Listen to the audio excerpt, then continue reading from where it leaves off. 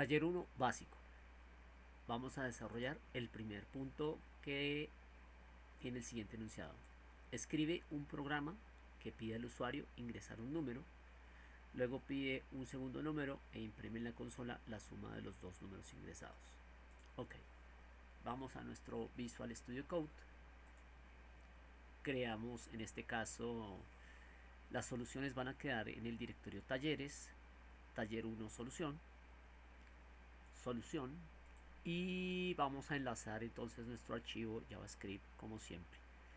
Es importante que siempre hagamos la verificación que está bien enlazado nuestro archivo. Entonces aquí punto 1, taller 1. Lanzamos nuestro live server.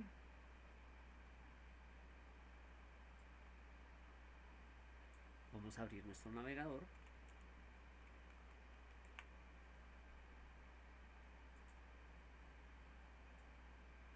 Lo vamos a abrir en el puerto 5500.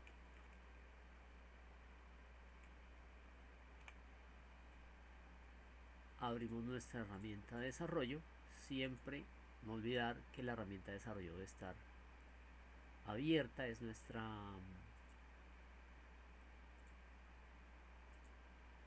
guía, y aquí tenemos entonces lo que teníamos en el console. Entonces procedemos a desarrollar nuestro primer punto. Escribe un programa que pide al usuario ingresar un número. Entonces siempre es importante, por más sencillo que sea el problema que vamos a abordar, siempre es importante tener claro cuáles son los valores de entrada. Entonces en este caso los valores de entrada son dos.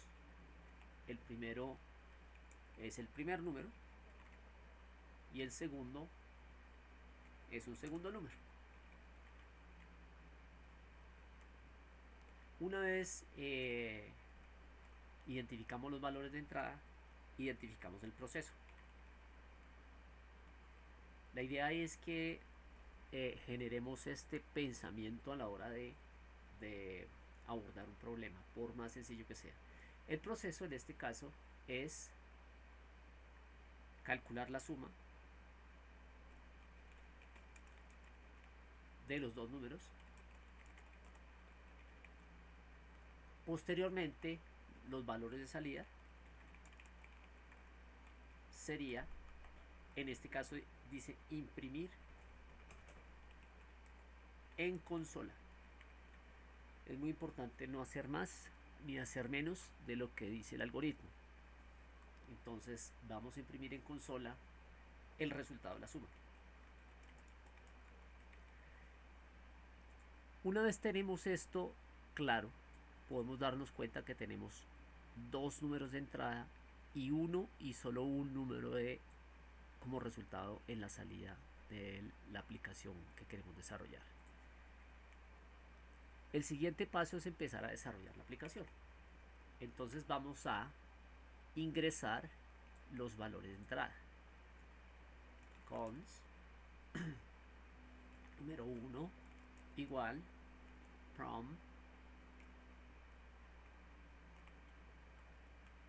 En este caso prom nos va a permitir levantar una ventanita. Ya vamos a ver. Se dan cuenta, se acaba de levantar una ventanita acá.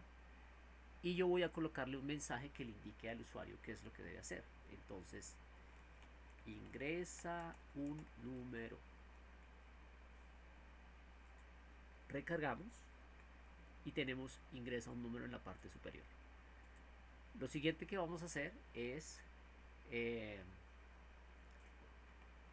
capturar el segundo número. Y igualmente usamos el prompt.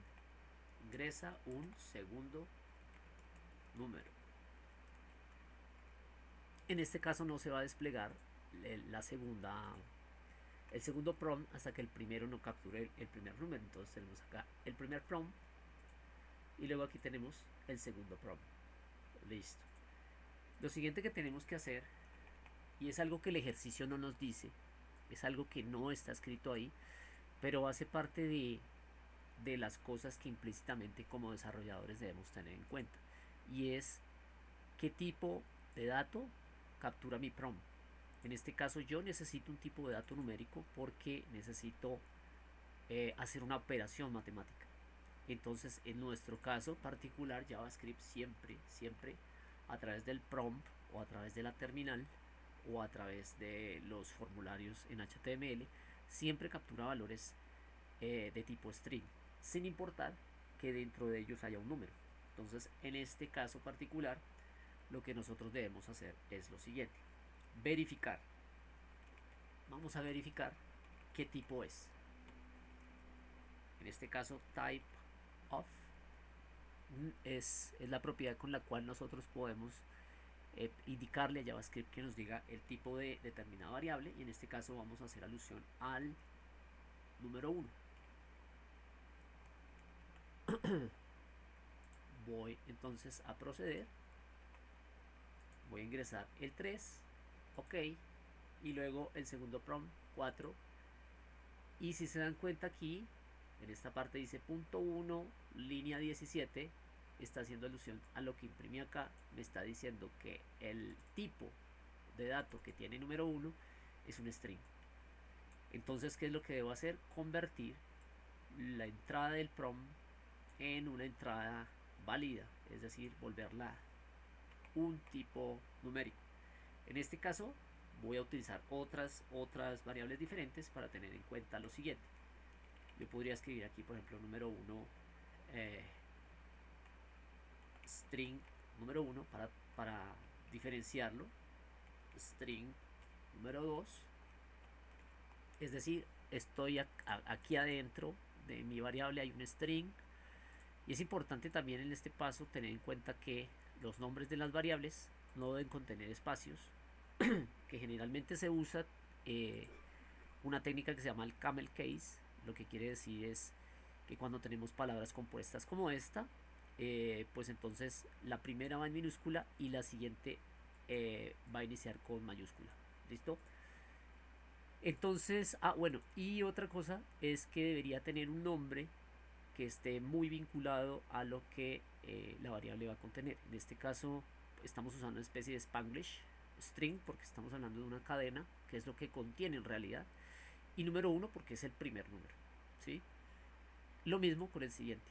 Entonces debe ser un nombre que realmente nos indique qué es lo que posee esa variable. Entonces vamos a reemplazarlo acá. Entonces verificamos que esté funcionando exactamente igual. Perfecto. Y ahora vamos a proceder a transformar, a convertir este string en un número. Entonces vamos a nuevamente cons. Voy a colocar entonces acá, por ejemplo, ya number para indicarle que esto ya es de tipo number. Y en este caso va a ser número 1. Igual, en este caso vamos a colocar el string número 1 y lo vamos a convertir. Lo podemos convertir usando number, perdón, la propiedad del number, y lo pasamos aquí en la mitad. Lo podemos hacer así o lo podemos convertir usando los métodos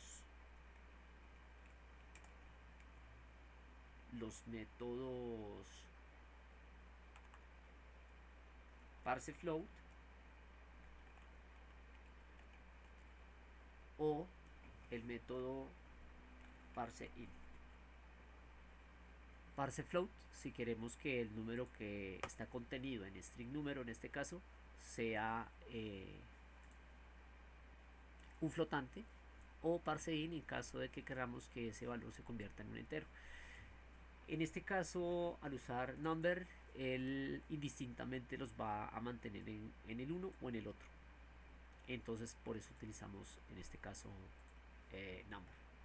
Ahora hacemos lo mismo con la siguiente variable que vamos a convertir. En este caso va a ser número 2 y vamos a usar la misma técnica y listo. Ahí ya están convertidos. Ahora si nosotros volvemos a preguntar acá en el type of, pero ya no por string número sino por number número, nos vamos a dar cuenta que este se va a transformar en un number. Vamos a verificar acá.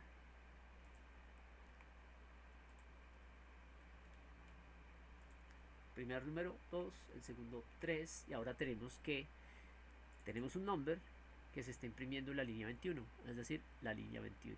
En este caso, number número 1. Listo, ya hemos considerado que nuestra entrada siempre va a ser en strings y ahora la estamos convirtiendo a numbers, a variables de tipo número. Ahora procedemos a hacer el proceso que calcula la suma de los dos números. Entonces esto lo podríamos hacer de la siguiente manera. Podemos considerar un nuevo valor que se va a llamar suma y allí vamos entonces a hacer la operación que nos está proponiendo el ejercicio, que es sumar los dos números, calcular la suma de dos números. Aquí tenemos el primero, el segundo, y el resultado de la suma va a quedar en la variable suma. Lo siguiente que vamos a hacer entonces sería validar, imprimir el resultado de la suma.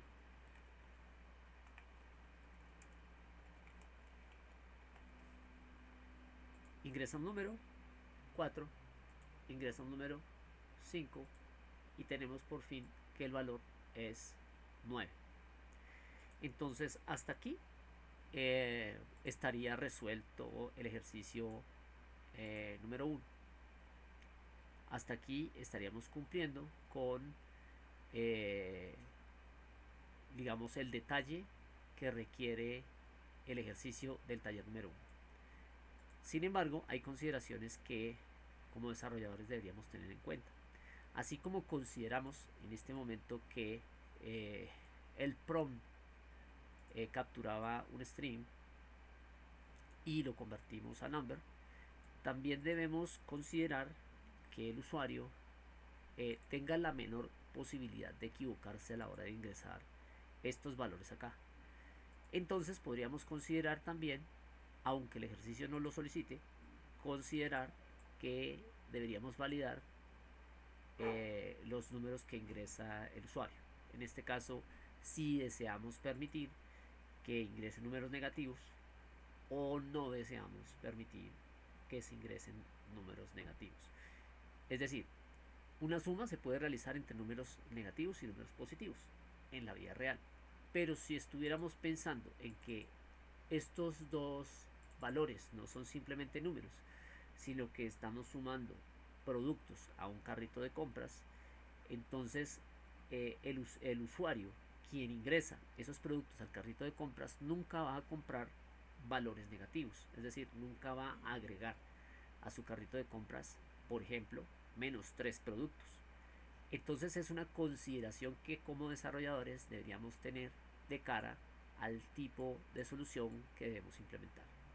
En este caso, si esa fuera la consideración, entonces tendríamos que validar si los números ingresados son positivos o no y si se encuentran en un rango o no.